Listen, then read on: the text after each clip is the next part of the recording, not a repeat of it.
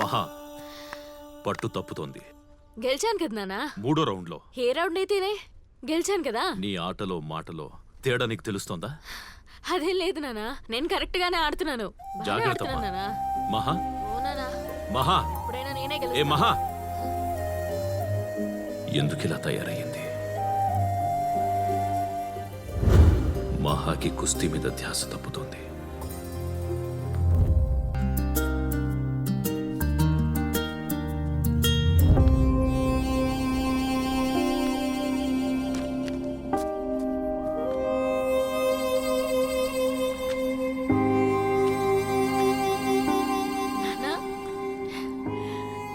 నాన్న బాగుందా? బాగుంది బాగుంది, చాలా బాగుంది. పెళ్లి కూతురులా ఉంది. ఆశీర్వదించరా. చల్లగా ఉండమ్మా, చల్లగా ఉండు. నువ్వెప్పుడు సంతోషంగా ఉండాలి. నాన్న, మా ఊళ్ళమ్మ జాతర జరుగుతోంది కదా, నేను వెళ్ళరానా? వెళ్ళు వెళ్ళమ్మా. వెళ్ళొస్తాను బామ్మ. క్షేమంగా వెళ్ళిరా తల్లి. అమ్మ మహా జాగ్రత్త. వస్తాను పెద్దమ్మ. సరే. గోవిందు, ఏమిట్రా అలా చూస్తున్నావు? కొడుకులా పెరిగిన నా కూతురు ఒక ఆడపిల్లల నడిచొస్తుంటే తండ్రిగా ఆనందపడాలో, నన్ను గెలిపించాల్సిన కూతురులోంచి కొడుకు వెళ్ళిపోతుంటే అందుకు బాధపడాలో భయపడాలో తెలియట్లేదమ్మా.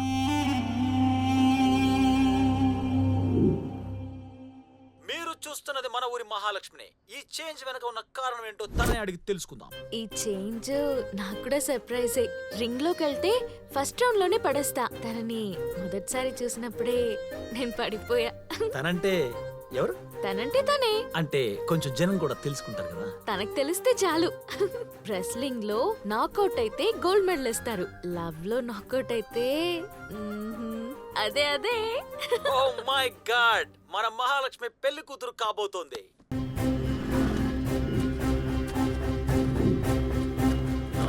నమస్తే. కోర్టు నోటీస్ వచ్చింది కదా, సిమెంట్ ఫ్యాక్టరీ తీసేస్తున్నారుగా. లేదండి, మమ్మల్ని పొలాలు వదిలేసి వెళ్ళిపోమంటున్నారు. వదిలేయడానికి పొలం అంటే ఆస్తి కాదు, తరతరాలుగా అన్నం పెడుతోన్న అమ్మ.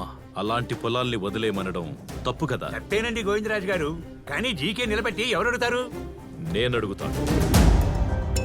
ఇది తప్పు సార్. జనాలకి న్యాయం చేస్తానని మాటిచ్చి అన్యాయం చేశారు. అవును, చెప్పాను, న్యాయం చేస్తానని చెప్పాను. కాకపోతే అది జనానికి కాదు, మాకు. ఒక గేమ్ లో గెలవాలంటే చాలా మంది ఓడిపోవాలి. మేవాడిన గేమ్ కూడా అంతే. బి ఎ స్పోర్ట్స్ మ్యాన్. గేమ్ ఏదైనా దాంట్లో న్యాయం ఉండాలి బాబు. న్యాయం గురించి మాట్లాడి మహాలక్ష్మి గేమ్ స్పాయిల్ చేయొద్దు. ఏయ్, ఏం మాట్లాడుతున్నావు? గోవిందరాజు మన మనిషిరా. గోవిందరాజు వాడు చిన్నవాడు, ఆవేశం ఎక్కువ. నువ్వురా. గోవిందు ఎప్పుడు ఏం చెయ్యాలి చెయ్యకూడదు అని నీకు బాగా తెలుసు. నువ్వు వెళ్ళు గోవిందరాజు, నీ పని మాత్రం చూసుకో.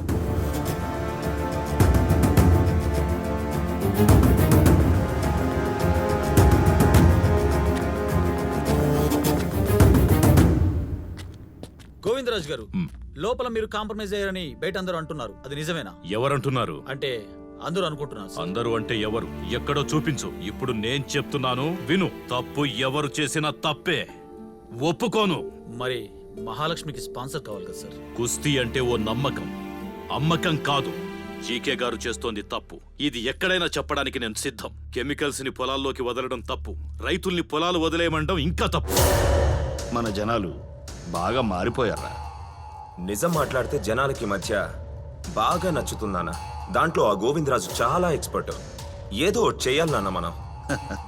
మనం దేనిలో ఎక్స్పర్టో చూపిద్దాం. జీకే గోవిందరాజుతో పాటు ఊరి జనమంతా కలిసి ధర్నా చేస్తున్నారు. ఎట్టి పరిస్థితుల్లోనూ జీకే ప్రసాద్ దిగి రావాల్సిందే అంటున్నారు. GK GK GK GK GK. మా భూముల్ని ఎవరైనా బలవంతంగా ఖాళీ చేయించాలని చూస్తే వాళ్ళని అదే భూమిలో తొక్కేస్తాం. గోవిందరాజు గారు, కొంచెం ఆవేశం తగ్గించండి. మీరెంత చేస్తున్నా పెద్ద ఆయనకి ఇంకా మీ మీద అభిమానం ఉంది. స్పోర్ట్స్ స్కూల్ కట్టడానికి కావాల్సిన 5 కోట్లు ఆయనే ఇస్తానంటున్నారు. ఆ డబ్బుతో స్కూలే కట్టాలన్న రూల్ ఏం లేదనుకోండి. ఇలాంటప్పుడు ఏది ముఖ్యమో మీరు కొంచెం ఆలోచించాలి. నీకు ప్రాణం ఎక్కువ కుస్తీ ఎక్కువ అనంటే నాకు కుస్తీ ఎక్కువ అంటాను. నీకు కుస్తీ ఎక్కువ ఊరెక్కువ అంటే నాకు ఊరే ఎక్కువ అంటాను. వ్యవసాయంతో వ్యాపారం చెయ్యొద్దు. వెళ్ళవు.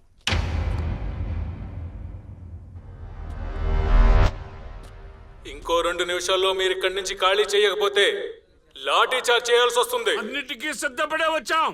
ఎట్టి పరిస్థితుల్లో మా భూములు వదులుకోం. చార్జ్. మా అన్న మీదకి వస్తావరా?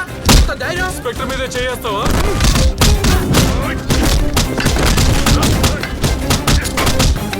ప్రజలకు న్యాయం చేయాల్సిన పోలీసులు లాఠీ చార్జ్ తో వాళ్ళ మీద దాడి చేస్తున్నారు.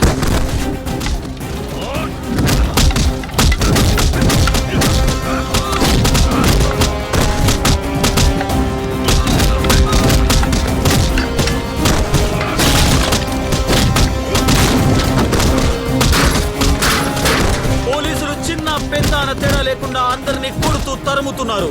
ఇంకోవైపు చూస్తే గోవిందరాజు మీద కూడా విరుచుకుపడుతున్నారు. ఆల్రెడీ బలరాం ని అరెస్ట్ చేశారు. గోవిందరాజును కూడా అరెస్ట్ చేసే పరిస్థితి కనిపిస్తోంది. చంపేండి నా కొడుకులు.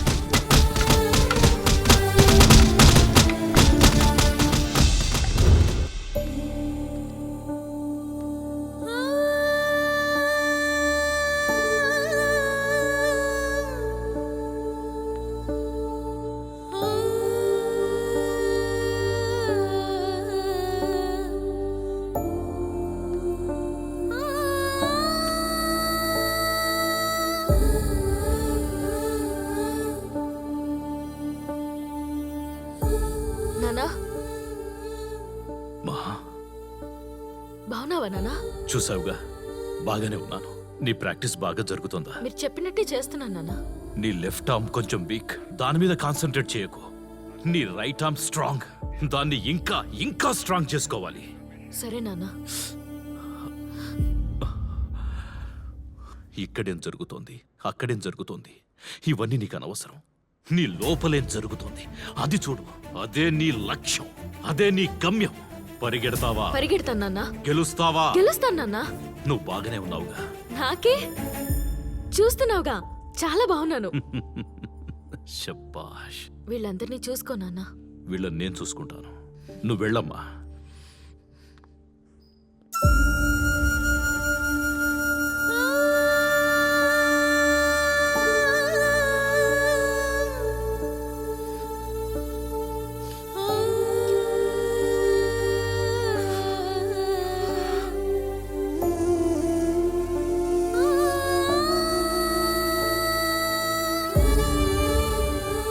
గోవిందు, నువ్వు ఏడుస్తున్నావా? మహా గెలవాలి. గెలుస్తుంది. అవును, గెలుస్తుంది. మహా గెలుస్తుంది. నా మహా గెలుస్తుంది. గెలుస్తుంది గోవిందు. నా మహా గెలుస్తుంది.